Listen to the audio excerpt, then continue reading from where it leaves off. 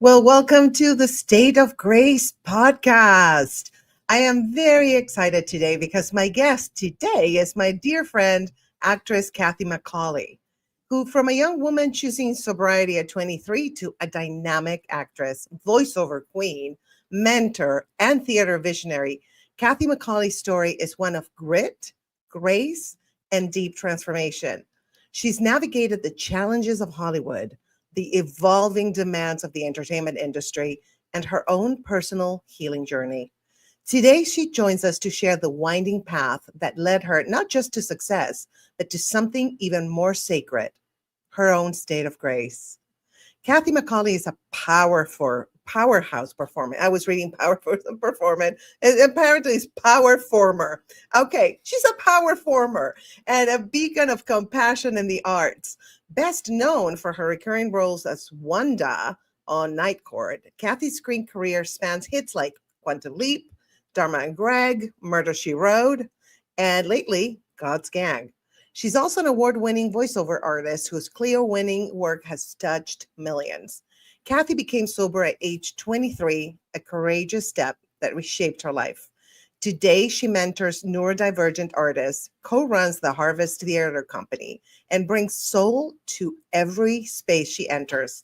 Whether she's on stage, behind the mic, or uplifting others, Cathy lives and gives with intention. Please welcome to the virtual stage, Cathy McAuley. Hi. Oh my gosh, thank you so much. I was so impressed with myself. I was like, oh my goodness, thank you so much. I'm so happy to be here.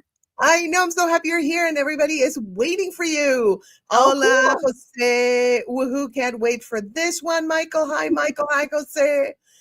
David, hi, Grace. Happy weekend to you as always. Same to you, David. What's up, Jose? They start talking to each other because they're like all friends right now. And That's so great. PowerPoint, I know. And PowerPoint user, yes, Jose, I know, right? You know how it is, that Latin tongue, right? It's just like, and I read, my brain was like, she's a power former. I love that. I know She's a power power. former. I'm putting it on my resume. I She's think a power former. she's a power former, whatever that means, but we know Yes, that's all that we know. matters. And Capital P. yes, Thank you. here's welcome, Cathy. Hi, Cathy. Yay. Yes, many welcomes, Cathy. Thank you for being on here. Well, you have many fans right now who are waiting to hear your story. And I'm Oh, waiting to hear your story because it's fascinating and how you survive not just, substance abuse, but also the industry, which is 10 times worse than substance abuse. it's still abuse. It is abuse, but of a different kind. It's like you don't Mhm. realize, right, No. that you're being Mhm. abused and tortured and lied to, but it's all good. We love the Yes. business. Yes, we Uh, do. yes, I know. We can't because we love the craft, really. I don't know There's if no business like show it's business. I business. mean, Oh, there isn't. and Uh, but you became sober at 23. I mean, that's like an incredibly brave decision. when most people Especially start drinking. exactly. You stopped drinking and you started what at 12? I don't know. What was the moment that sparked your commitment to healing? Like when you said, that's it. I have an, alcohol problem or a substance abuse problem and I need to get help. Well, it was just that I had seen what it did to my dad, and he was sober, and I just knew that I was, like many artists, a very addictive, compulsive personality, and if I really wanted to do this, that Mhm. there was a choice, Yeah. either get sober or, because I just knew that it was not going to, be a thing that could coexist with the business. So I chose the business and I chose peace. I chose Yeah. grace. Yeah. Serenity is a real thing, Oh, it's absolutely a real thing. And when you have any kind of addiction, there's absolutely no peace. no matter what it is. Yeah, no matter It, exactly. be it food, be it, relationships. It's just a state of being, really, Yeah, that you're choosing. I want still waters. I don't want chaotic because I'm already chaotic. I'm you like, are I mean, already. I'm the first one who gets cut off And I say, "Well, I'm not drinking." They said, "Oh, in that case, maybe you should rethink that." Because And chill I you don't out. need it. It's like really putting gasoline on a fire. So and then it was like divine intervention. Yes. I never ever thought about it again. Once I made that choice, and that is very when I say intervention divine, it Yeah. truly was. And then I got a national tour with Tim Conway, talk about a master class, and I was around alcohol Wow. all the time, and so fortunate that it had been lifted from me. That's amazing. It's kind of like a demon, you know? They say Mhm. demons are your own thoughts, but negative. Right, And well, I so, mean exactly. yeah. And so when that is lifted, I think that we find peace. Whatever demon, it can be a demon of fear, a demon of whatever, but it's a negative Anxiety. thought. Yeah. It's not literally a demon, like who I'm Right. attacking you. So Thank you for that, 'cause now you're I'll be welcome. seeing that tonight. Oh. Very scary, I know. Oh, hmm. Uh, so what were like those years of sobriety, like the first years of sobriety for you, especially as a young woman navigating the entertainment industry? Well, when you are in AA, you do 90 meetings in 90 days. That's just Okay. that is what it is, Mhm. and I was literally, like, the youngest. It was like, people talking like this, you know what I mean? And I was in a I would go to a meeting called Foxy Ladies. There was nothing foxy Oh. about it, but God bless them all. But I mean, literally, they're like Marge and, just, smokers, and they're all just chugging coffee, and I'm just like, "Oh my I'm terrified." And Yeah, what was defining for me was a meeting my first meeting that I ever went to was a big speaker meeting, like yeah. 1,000 people in a synagogue on Sunset, and what did it for me was one man got up in a pinstripe, handsome, distinguished, and said what made him get sober was his wife threatened, just threatened, that she would leave. The next speaker rolled up with no arms, no legs, working the wheelchair with his teeth, and it took him losing his limbs. So that showed me the madness. Here's one guy in a pinstripe suit, another one, it took him that was his bottom. So I just by the grace of God, you could go there. That terrified me. And I remember this old codger, just really rich in the program said to me, you know, it doesn't matter if you drink, don't drink, because one thing we have done here is we have fucked up your drinking. And Yeah, that was the truth. Because you could never say, "Oh, I'm drinking for taste," on your 3rd cocktail. I mean, that was really you have awareness now. absolutely. You have accountability, which is really wonderful in every aspect. If you that you are accountable to something, be it the program, be it to a relationship, be it to yourself. Yeah, But sometimes it's very hard to be accountable. of course, absolutely. But with all those examples, like you kept your limbs and your mind, Right, right? Your right. sanity, because Well, I mean, well, that's debatable. let's not push it. I mean I mean, that I never had, so, I You won't know blame what? that on anybody but me. You're my kind of crazy. So Yes, a good crazy, a yeah, non-destructive crazy. yeah, absolutely. Well, to be in this business, you have to be a little crazy. Mhm. You do have to be a lot crazy. A lot crazy. Yeah, I mean, I always tell the kids, the young adults that I mentor, it's you really have to love the Yeah, process, yeah. because otherwise it's miserable. I love to audition. I love it. Because I know Really? that's not yes, it's 95 that's the time that you really get to see people, but now it's more you do it from Yeah, your tape. Yeah, house. But when I was coming up, it was a lot of auditions in person, yeah, which that's our medium, as you know, doing stand-up yourself. You go in and you just start you bring whatever day you have into there. Like, if yeah, your hair's going like this, I don't know what's happening here. What is this? yeah, Do I have a lazy eye? Is it twitching? I mean, whatever you bring that in before you even start reading. So that, to me is fun, and you get to do your art. It's the one yeah. time, no matter what, you get to perform That's true. in that space. That's the only job you have right now. I So hear you. do it. Actors act, painters paint, sculptors sculpt. Writers write, right? People Mhm. say I'm a writer. It's like, how often do you write? Like once a year? That's true. I'm a writer. I mean, Yeah. how many people do you hear say that?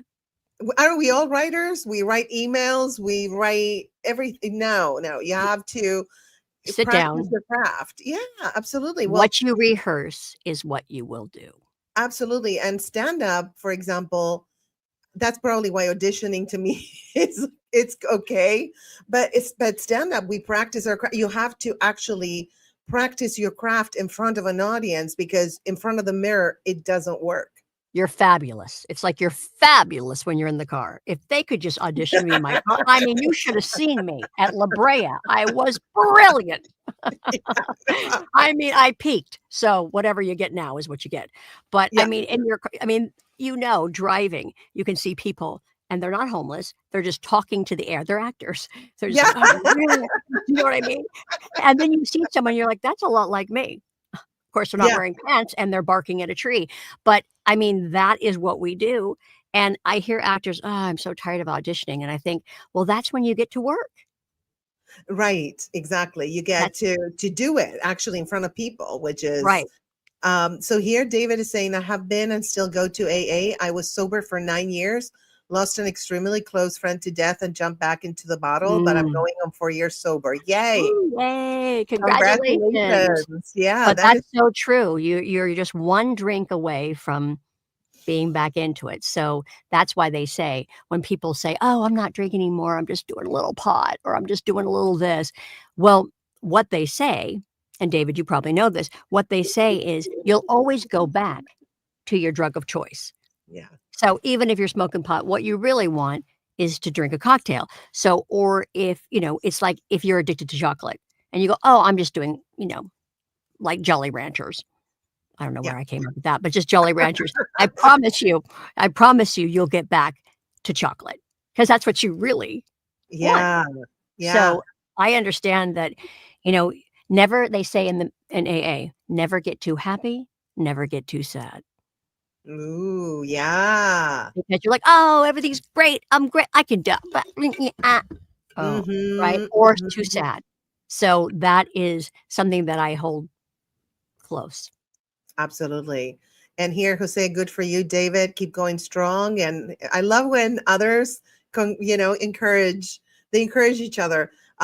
Congrats, David. Yes, definitely. Big Yes. congrats. I love that. Thank you to all. Yes, yes. So going back to sobriety, how has sobriety shaped your identity, not just as an artist, but as a person? You feel everything. You feel the feels, whether they're bad, whether they're anxious, you Mm, walk through it, and so you're way more faceted because, you know what I mean? You really show up. You're present. You're right. present. Whether I'm not saying it's all lollipops and puppy dogs. It can be cold pricklies, but that's where you learn. And how can I possibly mentor if I haven't been there? And I want to Right. I want that, so when people say, "I can't not I c I'm just anxious and nothing will ever change." Well first of all, it's words are powerful, really Yes. powerful. So let's say that you want to change. Let's start with wanting to change. Okay.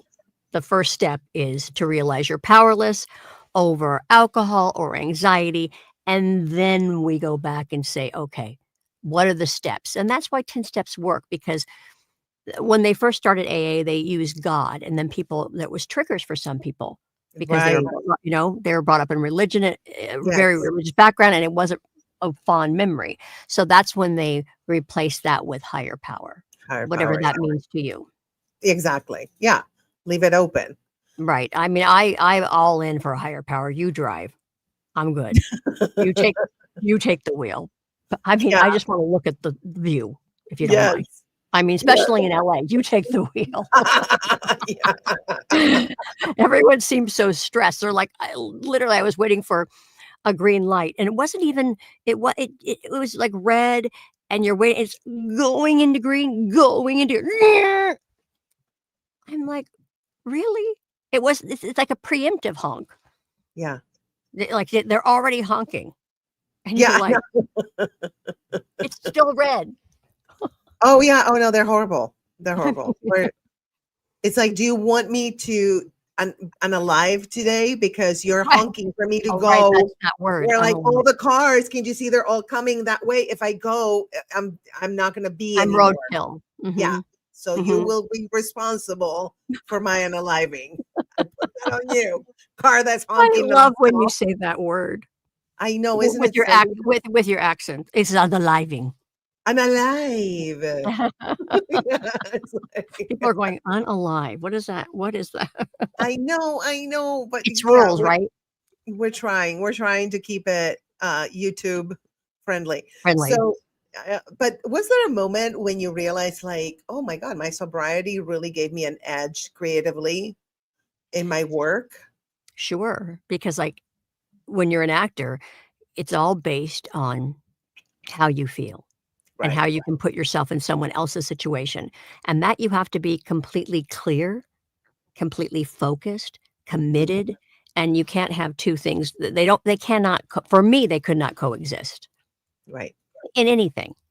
And so now I just face everything and you feel everything, and you do meditation, you do prayer, you show up, keep showing up, keep coming back, it works. If you work it, it works. Yes, So I absolutely. work it every day. I choose grace. I choose kindness. It's Yeah. so much easier. Right. I think it's exhausting when I watch the whole state of what's happening in our country and all the different and everyone's divided. It's like an energy zapper. I mean, it's Well, just yeah, exhausting. I mean, the yeah. whole subject makes me just tired, Absolutely. And I think a lot of drained. people are like, I'm exhausted. I'm exhausted myself, and I I don't even can't watch believe. the news that much, but it's very exhausting. It's emotionally taxing. And yeah, it's like we're being weakened. I know. So it's like draining. Everyone's like, Yeah, it's they're just draining. no matter what you believe, it's just this bombardment of just like this, Yes. just crazy. So Yes. that now more than ever, you want to be clear, Oh my God, yes. right? Yes. You want to be clear and focused and And grounded, bob and weave. and yeah, and not, yeah, because I feel like I'm in fighting mode, and Mhm. the fear. Which is a horrible place to be, fight It's or flight. horrific. Yeah, Mm. exactly. I'm afraid, for a lot of Yep, people's lives and my own life. right. And it Um, and you have to you really have to have some kind of program, whatever mhm, it may be. If people do yoga or meditate, like you're a yeah, vegan and you were talking about yesterday, we were just talking as friends, and you said, "Well, just think if you eat an animal that was in a state of terror, yeah, where's that energy going?" And that yeah, really landed with me, and I thought about that on anything. If we're mhm, if we're attacking something or approaching something from a fear base, from an yeah, anxiety base, from an addiction base, yeah. it's not pure. No. It has layers of stuff and it's not pure. So to be pure, to get to that state of grace, you it's not easy. It Or requires everybody a would do little it. bit of work and self-awareness, I think, to reach, Right. and that state of grace is not perfection. Let's put it that way. It's No. your ideal state of being, like what makes you feel the best, the most peaceful, most joyful, and most grounded. Um, so on a little note here, I love this. In a Dracula voice, I'm unalive. Unalive starts with Dracula. Right? That's what it sounds like. I'm unalive. We're just Great. trying to do what's right for the YouTube. I Everyone knows what know. you mean. The gods, YouTube gods, right? We have Mhm. to. I'm all for that. That's okay. I love YouTube. That's my favorite platform. So let's talk about your career a little bit, because not a little bit, a lot, because that in the entertainment business Love it. is, we're laughing because we know, like, it's just insanity. But you've worked in television, You Mhm. worked in theater, voiceover. How did you find your artistic voice through these different platforms? Well, I mean, you have to go wherever you go, and to me, I always wanted to be a journeyman actor. I never said, "Oh, I wanna be a star." I just wanna work, and Yeah. and whether that be in commercials or television or stage or voiceover, I just wanna work. Like we just said, actors act, and I never was picky about what medium it was, because to me, it was living the dream. It's been living the dream. Whether it's a voiceover, it's 100%. Whether and I always try to mentor that it doesn't matter how much you're getting paid, because that's a whole different profession. All Yeah. right. If you want to be an artist, just Mhm. working, whether it's w- doing stand up and there's 4 people in the audience or 400, you Right. always bring that 100% of being an artist. Yes.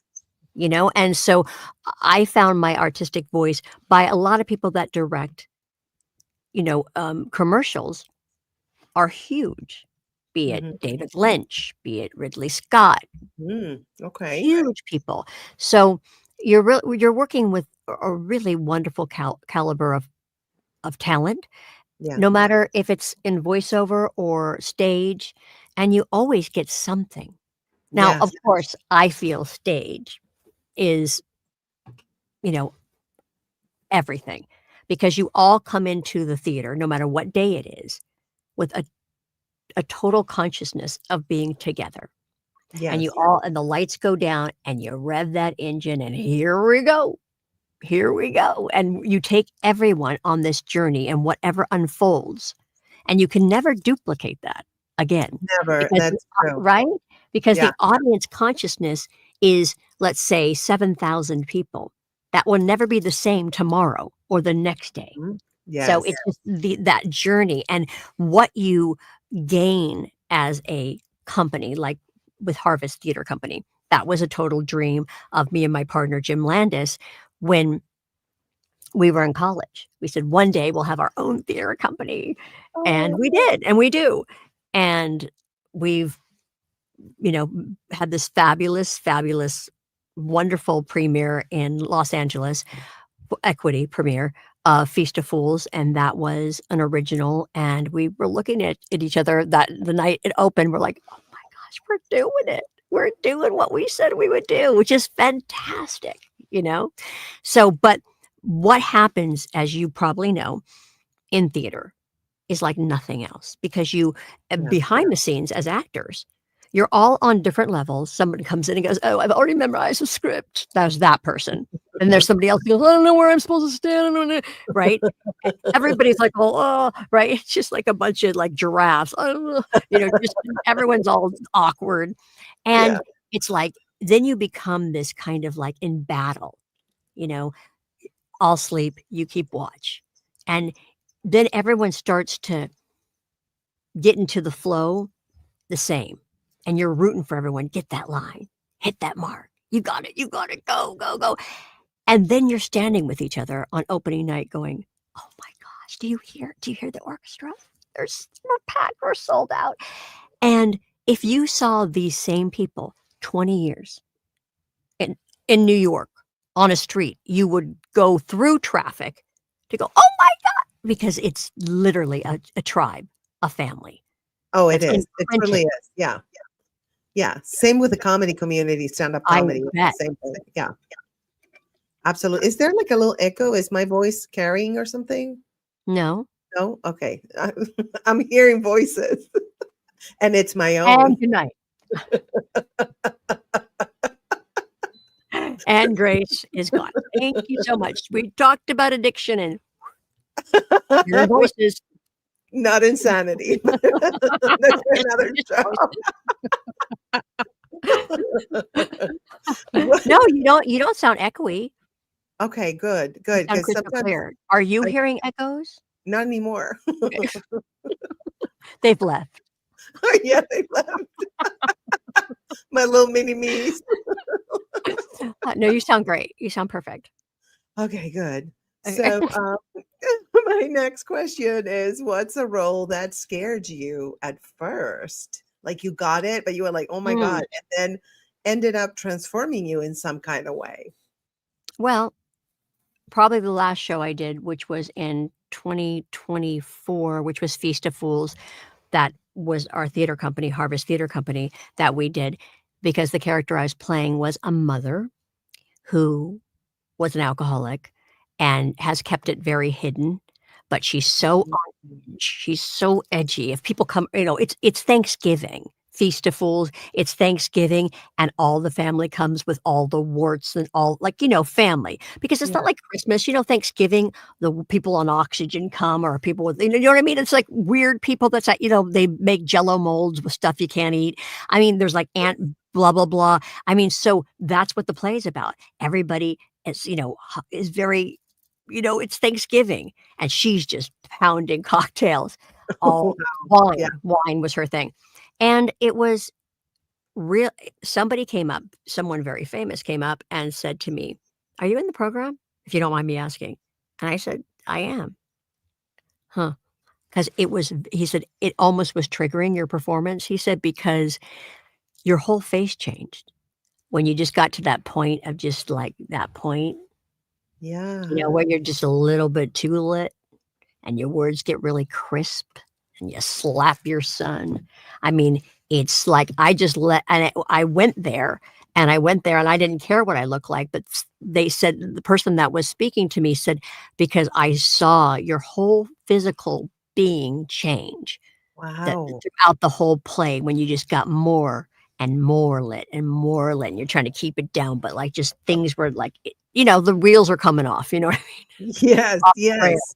And it was so that was something that that scared me, in the sense of, if I'm gonna do it, I have to really do it, and I can't Right. care about any vanity or anything. I've gotta let it just rip, and it's gonna be Absolutely. scary and uncomfortable because you haven't been there since 23, and I'm 110, so I'm like, it's like You're so I'm the silly. crypt keeper, so I'm like, that was scary, just jumping off, just jumping every night, just making the decision to jump off, and Right. but it was draining, like, I would Yes. just be like, after, I was just like, "Lord, I'm so glad this is just a play, and this Right? is not my life.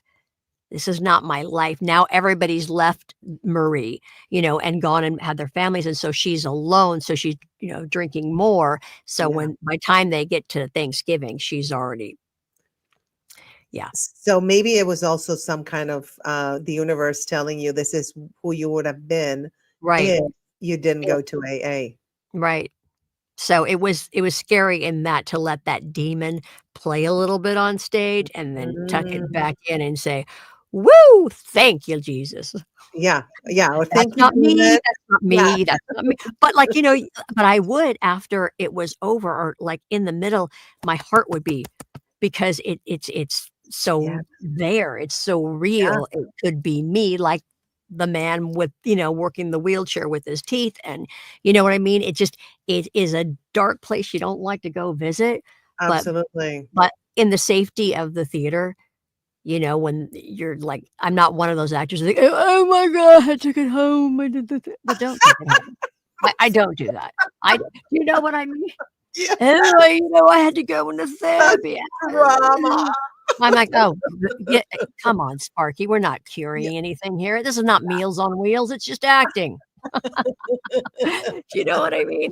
I mean, I always laugh at that. "Oh, it took me to a place, and I would have to, like, go to therapy, and I would be weeping in my trailer." Oh, stop it. Yeah. No, Yeah, let you it just go. go there for a little bit and then it's like stand up, I'm character based, right? Mhm, So at some point I had the victim character. And mhm, so I would not take it home because what I did is like, okay, now I'm going to grab that part of myself that feels like a mhm. victim, put it on the stage, and then I'm going to go ahead and put her in a bag and ship her to Spain. You Right. know, so I love that there's you just pictures of explained. me everywhere now of the victim. But I know. You'd Yeah, like, I mean, it almost breaks it when you go out for your curtain call and they're applauding, and then, right? You're not Yeah. I always it makes me laugh, and I love actors, but it makes me laugh when people are like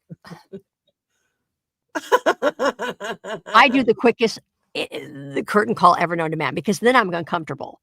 You know what I mean? Yeah, Now it's it's too like, much, right? "Ew," right? And so I always just go and, so many directors have said, "If you run to your curtain call, I swear, Macaulay, I will walk, walk." I'm like, "Oh, I don't know what that's about," but I feel it's I feel odd. It's like, no, I think your ego, might like it, but your higher self is cringing. Mm-mm, And it's so your higher cringy. self is like, "No, That's honey, why just I always cringe when, like, you an actor comes up and does the, no, no, no, no, I no, go, "Oh, no." oh, go away, little sheep, I'll go So back." dramatic. It's so dramatic, and they go, way low. They go way low. No, no, Number 1, if I went that low, I'd never get up, but, I mean, they do that big ballet, and they're almost on no. the ground. You're like, "Oh, please, stop. It's too much. It's too It's too much. yeah, it's too extra, too extra. You're taking It's too yourself seriously. cringy." Yeah, it's very Mhm. cringy. Yeah. So cringy. I It's know. just it makes me so uncomfortable. Yeah, no, I feel you. I hear you. Me Mhm. too. Like, it's It's too just much. like, "Okay, thanks." Yeah, like, I remember I had to shoot some scenes that were very dramatic. Would laugh. They were so dramatic. And it was so I had to one time I had to literally bite my lip so I wouldn't laugh because the drama is so intense that I laugh. I just go Well, the other a way. lot of people do that. You've Yeah, seen people start laughing at funerals because it's just so much. it's so much that, It's so it's much, so and everyone's intense. like, it is so or like I was doing The Elephant Man, and I was playing the lead, Mrs. Kindle, and I had worked with this actor who was playing the doctor of The Yeah, Elephant Man, and he has 3 pages of just medical jargon, and during rehearsal, he was an ass. He was just mean, and he was method, and he was being an ice cream cone yeah, and melting and blah, blah, blah, and so opening night, my back is to him. My back is to the audience, and I'm looking at him, and he's going through the 3 pages of dialogue, and yeah, then you see the deer in headlights. He's gone. I mean, he's ooh, left the building. He can't remember anything. And so I play an actress. Anne Bancroft did the movie. I played an actress that wants to help the Elephant Man, and he's looking at me like, How am I supposed to like bail you out here when it's 3 pages of medical jargon?" And I'm playing an actress in the play. So yeah, I just went, "Oh, so he's the Elephant Man. So is he afflicted?" And I'm holding up an X-ray. Oop, there, and the whole audience lost it, just started laughing. It wasn't supposed to be comedy, but I mean, I went down his physique and went, "Is he affected there?" Is what I wanna know in this area code. And so he was so angry. Because it got a big laugh, but it got us out of that moment. That yes, horrifying moment where you're just going, "Oh my gosh, he's a deer in headlights. He doesn't know where he is. He doesn't know the lines. You're screwed." So I went back and he's like throwing stuff, and I said, "So how's that being an ice cream treating you?" Because he was always being an ice cream cone melting in method. How did that help you? You know? yeah. But I mean, so you work with all these different people that have all these different like some people are method, but most actors that I find that I really connect with, they leave it on the stage. I mean, it's over. You know what I I mean? I know. mean, they're there, they do it, they take their curtain call, "Where are we going to dinner?" It's a Yeah, j it's like, "It was yeah. wonderful there," but, like, you don't have to melt or be a tree. No, you No. can separate both the character and you. It's a Right. different person. You are lending the character parts of you, Right. absolutely, but it's a different person. It's not you. No. Because that would be can you imagine You Mel you Brooks him. I did. I totally did. I absolutely did. This was someone who was not nice in rehearsal and, was very, "I'm Uda Hagen trained, blah, blah, blah." Oh, yeah, No, yeah, and he was like pompous. yeah, pompous, and then opening night, he just goes, a tumbleweed went, "Wah, wah, wah. And you're just like, okay. How's that now, Udahagen? Oh, Not working, honey. Guys, not that's working still out. not working for you. So that to me was, just like, "Oh, come on." Just it's I always when I have worked with people, even on commercials that really are taking it seriously, and you're doing Charmin, Yes, I know. okay? You just wanna say, "We're no one's losing blood here. It's entertainment." I know, right? It's dog chow. Yeah, I it's can't. okay. I It's a think I think that you having a great sense of humor probably oh. helps you not get into that state of like, "Ah, who Right, the or hell," you and know? because I am everyone that knows me knows I am Lucy. If I've got a great hair thing going, then I'm like, there's toilet paper on my shoe, or or I go into a trash can or No! oh, yes. One time I was at an audition and I went there was a director that was being kinda, just not a nice person, and I went, "Well, blah, blah, blah, and blah, blah, blah," and I turned around to that was what I had to say, and there was 2 doors, and I picked the right one, and it was the closet. So I just went in there and I stayed. I can't. I literally walked into the closet, and I just closed the door, and I said, "I'm going to live here," because I No. ended up getting the job because that moment, right? They go, Epic. "Closet girl, closet Yeah. girl." So anytime that I make some kind of "ha ha ha," Yeah. then there's, like, spinach in my teeth or a plate glass, boom. I didn't see that, Yeah, glam No, it doesn't doesn't no, follow you mm-mm, around. no, no, no, Some people are so glamorous, right? They're so I'm like, how do they stand in those heels? Flawless, perfect, not sweating, the hair's perfect. I don't know how they do it. oh, well, I mean, you have people doing it, but like I said, me, I just will go into a trash can or just fall or, like, something stuck to my shoe or, like, I've gone to auditions one time and I ended up getting this part and they wrote it in. For a pilot, I had Bandolino pumps, okay, same shoe. One was midnight navy, one was black. I put them in the wrong so I look down and I walk into the audition and I'm like, "I have a black and blue I have 1 black and 1 blue shoe on." So I walked in, I go, "Alright, so we just to get it out of the way, I am wearing 1 black and 1 navy. Yeah, That's just what happened today." yeah, yeah, And they yeah. started laughing, and then when I got the role, that's what they did, they always made 1 shade different for her shoes. That's so funny. I love that, Because that they I thought of that. I always went with, whatever was happening, Oh, and I yeah, couldn't go well, back, so I yeah. just drew attention to it and said, "There's 2 Yeah, different shoes happening." absolutely. Well, we have to be good at improv as an actress and stand-up comic. We have to Oh, yeah. really grab the moment and use it to our advantage. Because You what you else are you you gonna go do? I have a immense respect for stand-ups. I mean, that's a whole different beast, It really a is. whole different and then I remember with Tim Conway, he always said to me, "Just don't let him in. You cannot let anybody in, Yeah. or they Yeah, become part of the sh or they become part of the show." that's right. You gotta stop them, or you gotta be the alpha. You always have to Right. keep in mind, when I Put do 'em stand up, put I'm the 'em alpha. So you're like a supporting character, I am the main character. Has that So ever happened to you?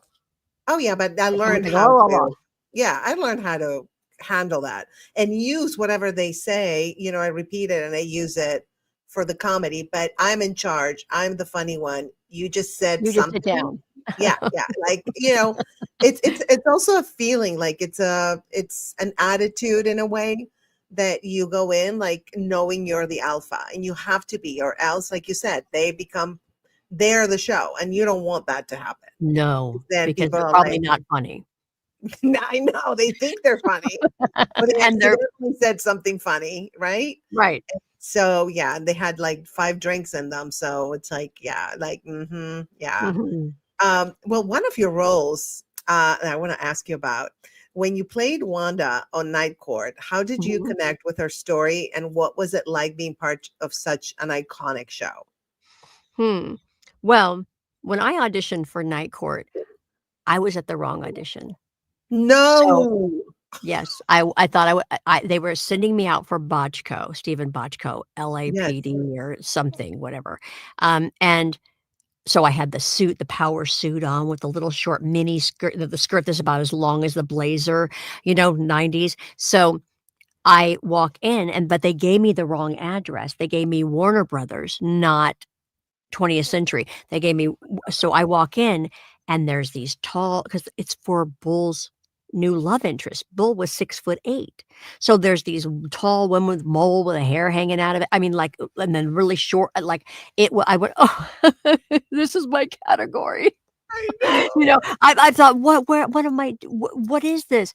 So Gilda Stratton came out and she said, "What are you doing here, Macaulay?" I went, "I don't know. I don't know." And then one of the producers heard me and he goes, "Is that Macaulay?" And I went, "Yes." And he goes, "What is she doing here?" I said, "I don't know. I don't know." So they said, come in here. What are you doing here?" "I don't know. I need to take a nap." And they said, "Well, do you want to read?" "Okay." They said, "Do you want time?" I said, "No, I don't think that's a good idea." So I just read and I was in this person, I was this person and I just read it like this and got probably out of the parking lot and the phone rang and my agent goes, "I don't know what you're doing. I don't know where you're at, but you booked a recurring on Night Court and I thought you were Botchko." Well, you gave me the That's address. So I was at the wrong place and the wrong time. at the right time. Right, but I mean, but it was the right time. But, like, people go, Yes. "Oh, it's the right place, the right" No, I was at the wrong place, the wrong time, the wrong everything, and But booked that's some, right for you because right? you're And that Cathy McAuley. and that it was such the character. It was like, I just, Oh. I mean, it was like I went they said, "Do you want time?" And I said, "No, I don't think that's a good idea." And they said, "Okay." I read it, and I said, "Bye-bye. I don't know where I'll be if you call. I could be anywhere in this town. Bye-bye." So, I mean, they were laughing the whole entire time because "What are you crashing auditions? Why aren't you at the right place? What do you need help? Are you having a stroke?" I mean, they literally were just talking That's slow and loud. no. Yes. "Are you okay? Are you okay?" I was like, but I ended up getting it and they wrote to it and I really bonded with Richard. Yes. He was 6'8", probably not an easy high school or junior high or any of that. And so I had great empathy for him. And it was scary to go on that show because they'd already been doing it for like 7 years. So you're Wow. like the new person. Yes. So that was really, and I remember he said to me, "My nickname with my family is Bird." Richard, being 6'8", also was an avid bird watcher, but he said, "I have a nickname I wanna call you, if it's alright." I said, "Okay, what is it?" And he said, "I'm gonna call you Bird." I went, "What? Oh, did I offend you?" I said, "No, that's what my family calls me, Bird." And he said, "Well, that's what I'm calling you." And so, it was just and we did the Hollywood Parade together and, all these talk shows together because they ended up writing that I marry him.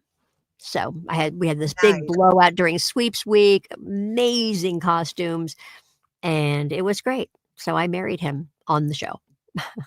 That is so cool. And here Jose is asking who ended up with Bochco on Bochco show. A no-show. I know too. A no-show. They wrote it out because I couldn't do it. I know. I said, "Can you call them?" I did. I said, "Can you call them and tell them I wasn't missing? I was just at the wrong place?" He said, "I Oh think my that's worse than missing." God. That's what my agent said, "I think that's worse."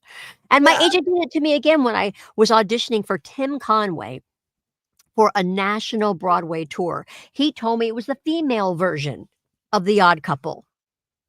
So when Tim Conway, Harvey Korman's in there, all the guys, Tim said, "Turn to page 23." I did, but I was in the female version. So he finally looked at me and says, "What are you doing?" I said, "Well, what are you doing?" He's t I was like 24. So I'm like, "What are you doing?" And he said, I'm reading Oscar. And I said, wait, you're in it? No.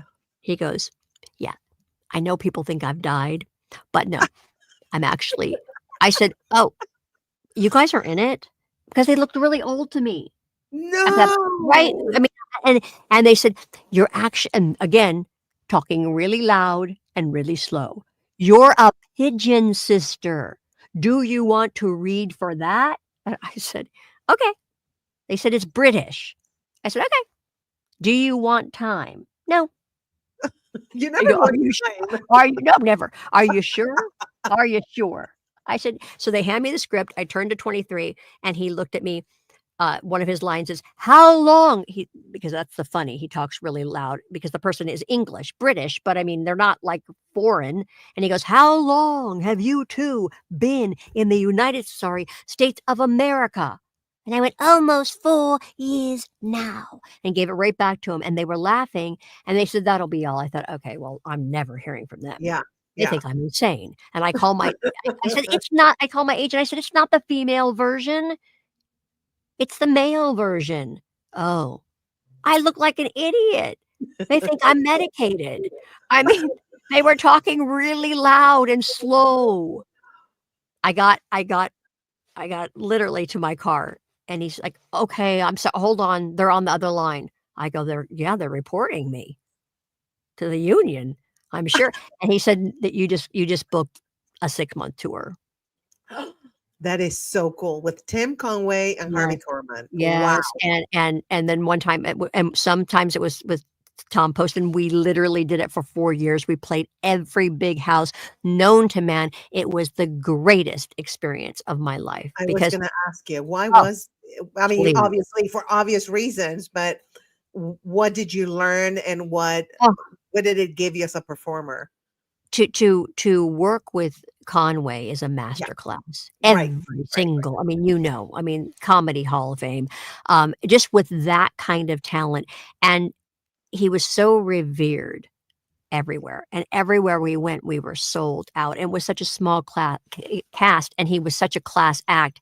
I mean, wherever he stayed, be it the Four Seasons, be it wherever he stayed, the cast stayed. So, when I say I've toured, people go, "You haven't toured." That's not touring, because we stayed at the very best. nice.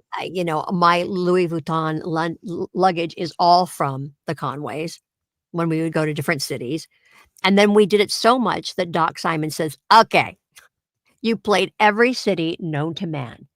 This is my show, right? I wrote it. Why don't you write your own stuff, Tim?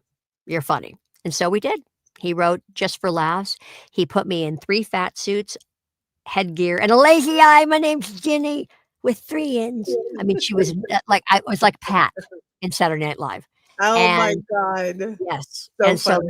so I originated that role with, Tim, and we did Broadway and then a national Broadway tour. So, I mean, it was really a dream come true because to be in that and also to play sold out houses Incredible. every single place. I mean, like the Orpheum in Memphis. Oh, in the Orpheum in Memphis, my dresser was Elvis's dresser. How Oh, cool is that? oh, she was this big. And she talked like this. She's like, "Okay, so Elvis is dead. He's not working at a Taco Bell or he's dead. You see, when he died, Vernon called me and I got in, we take on the Mississippi, we get in our boats. And I said, I can't come. I'm sorry he's dead," because she was his dresser all his entire career. She says, "I can't come. I got potato salad. It'll spoil in the heat. All right, I'll come." And she goes, and he was laid out. That's what we do in the South. We lay him on the table. And he was puffy No, I from the can't. drugs. He was so No, puffy. I said, no. "That's" yes. She said, "Oh my god. So he's dead. You tell your friends he's dead." I said, "Okay." But it was so magical to be getting, wow, as I live and breathe. But yes, I mean, Elvis's dresser, how cool is that? I mean, Amazing. Wow. You've had an incredible life, I'm telling you. yes, it Um, was the best.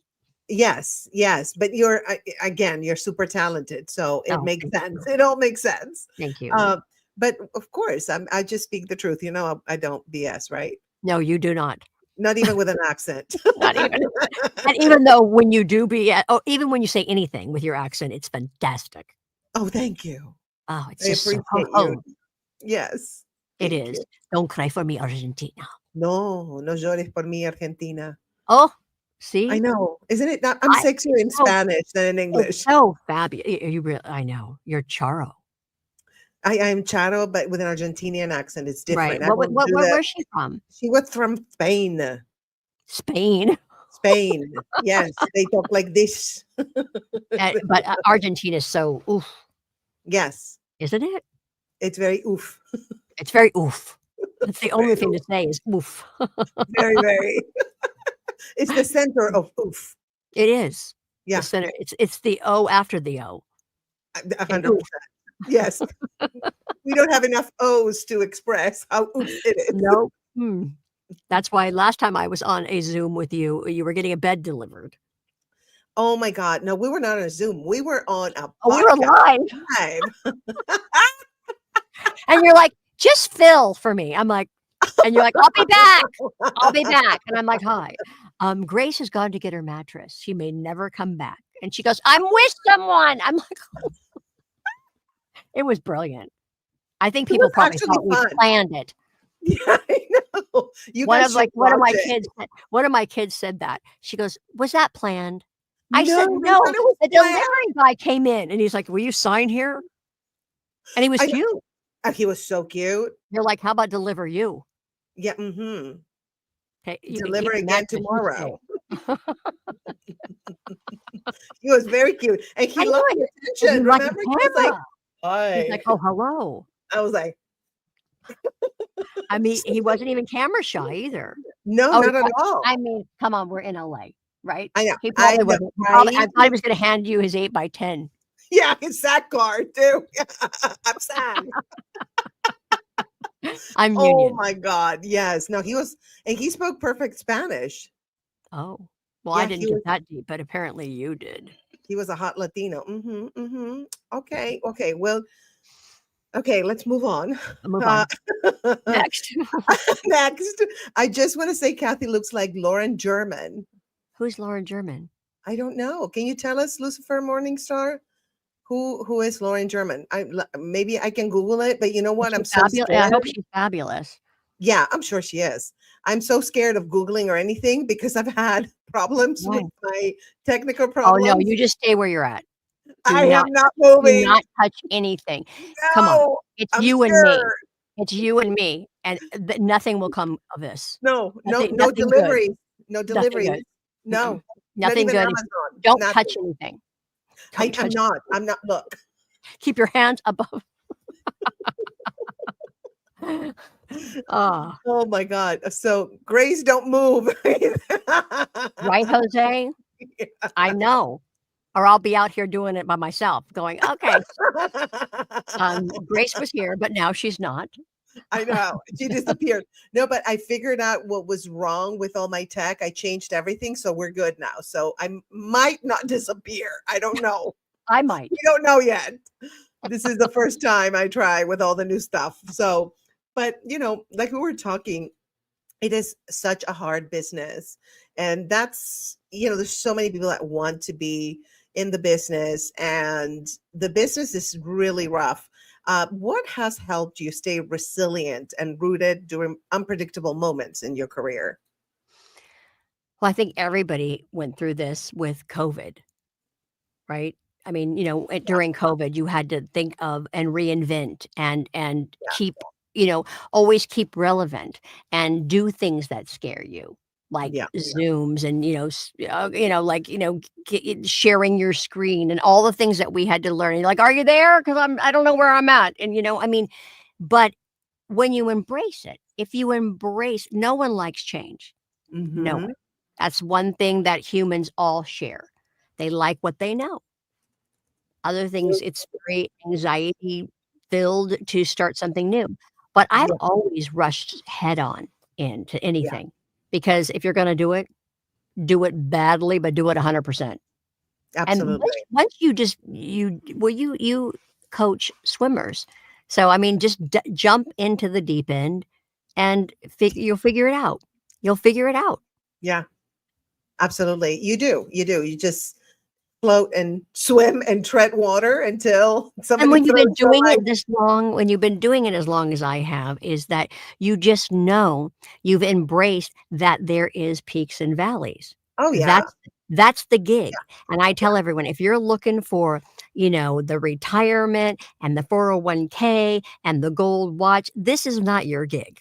Not at all. This is not your gig. If No. you're looking for roller coaster, Yeah. peaks and Yeah. valleys, you're in, you're out, you go on vacation, they want you back. I mean, all of that nonsense craziness, then this is your tribe. Absolutely. Yes. And if you like routine, forget it. There's no No. way you're going to survive. You're going to just cry every day. Right. And also, I feel like we have a need to be creative. We have to be creative because we are creative people. Mhm.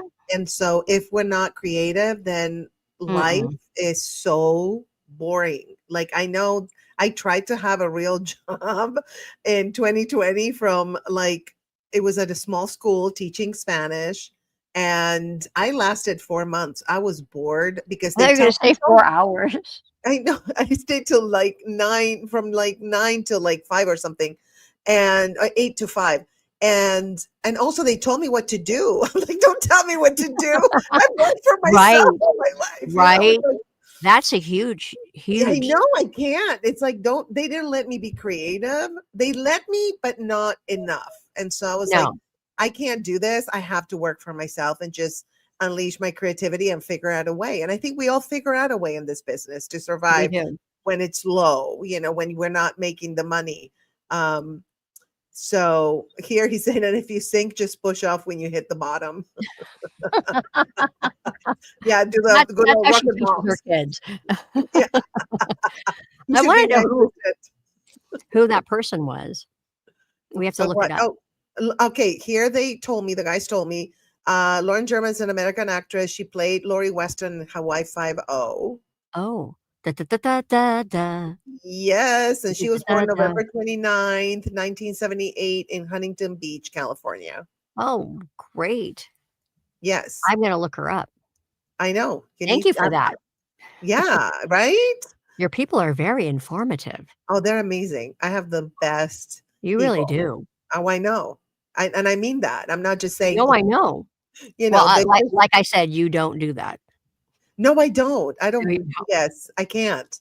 What It's you just see is what you get, yes. Pretty which is much. great. That's why I Yes. adore you. Thank you. I adore you too. You know that. You're the Mhm. same way. So Yeah, I am. I know. I am. Oh, you're And welcome. Thank you. so okay, so we are at an hour. Do you want to keep going a little bit longer or should we just go to I just wanna say one thing really quick yes. is that Yeah. and now I mentor, as you know, Yes. neurodiverse artists on the Yes. spectrum, um, that are young adults. And one thing I would say to anybody that wants to be in this business is that when you are of service, when you give back is so important, especially through the arts. And Yes. mine is with Spectrum Laboratory, speclabs.org. And it's just every time you give of yourself to another human to light their way, to light their path Mhm. is like it's such joy. It's Yes. such joy. You see when you see that light go pop, and they look and they have found their tribe. It's like when Absolutely. when Dorothy opened, it was black and white in The Wizard of Oz, and then when she opened it up and everything turns to color. That's Yes. what giving back feels like. Absolutely. 100%. And then I'm that all fills you. yes, more than anything ego-based, because that's not Right. ego-based, that's giving, loving, and helping others. That's basically what we're here for, and you do that 100%. Aw, and I So, love it. yes, yes, and it And that shows. is finding your grace. That is finding your grace. And Absolutely. it's like the calm of the storm, all of it. It's like everything that I've been through that I can mentor through the arts, and I watch these young people realizing this is what I want to do. Oh, I found it. I found it. And it's just like so, which gives you such fuel to keep going and pursue all the other things. But that is really what fills you up. And then you can Absolutely. go and do, theater or this but giving back, Yeah, that's number giving one. And back it's is almost finding yourself. absolutely. And it's almost like I feel like most of our journeys are when we're young, it's all about us. We find ourselves and then we find what our purpose is. And then what gives us joy We share now it. is yes, is to spread the joy, the peace, the knowledge, the whatever it is just loving and helping others, which is basically the bottom line. So if you could define your state of grace, what would that be today? I would say giving back through the arts any way that I can, any way that I can to anyone that wants to do this journey. And that is really teaching people to find their serenity. And whether it be watching me on stage and talking to me after and sharing the truth of the journey. And then it's not scary. So I would say serenity and being graceful and being gracious to everyone that crosses your stage. I love that. Well, Cathy, thank you so much for being on Okay. the state of grace and Thank you your for having me. I love this. Your vulnerability, your courage, and your wisdom have moved me. And I know they moved every person here in the audience. And thank you for showing us that healing and art, they don't live in separate rooms, right? But in the same Mm-mm. sacred space. And I feel like you've truly found your state of grace and inspired us to find ours too. So here, look, we have some feedback. Come back soon. They want you back. I Oh, have so thank many you. questions, girl. We need to bring her again because I have literally like 2/3 of the questions that I have. But when we get together, we go, Oh yeah, but but laughing is good. oh yeah, absolutely. Oh, Michael, they make me blush. Look at this. Grace is not just a name, it means blessing, favor, or kindness. Oh wow. Grace also comes from the Latin word gracia, which translates to favor or grace. Yes, gracia. Wow, thank you, Ooh, Michael. wow. They're so smart. I know. Oh yeah, they're smart, sweet, kind, funny. That's the That's people your people. that's They my tribe, gravitate towards baby. you. Mhm. That's That's my your tribe. tribe. Oh, love you bunches, Aw, Cathy. Oh. thank you so much. I love this. Well, we're going to have you back soon because by Okay. popular demand, you're going to have to go back. And Thanks. thank you guys for tuning in today. And join me next Saturday. We're going to do a Tia's Streamathon from, I have to look at the time, but I think it's like from 2 to 8. We're going to do 6 hours. We're going to have guests. The Tias are going to be like, Wow. yeah, manifesting their own talk show. Like having guests on the live. We're going to play games with the Tias. We're going to show you our favorite episode.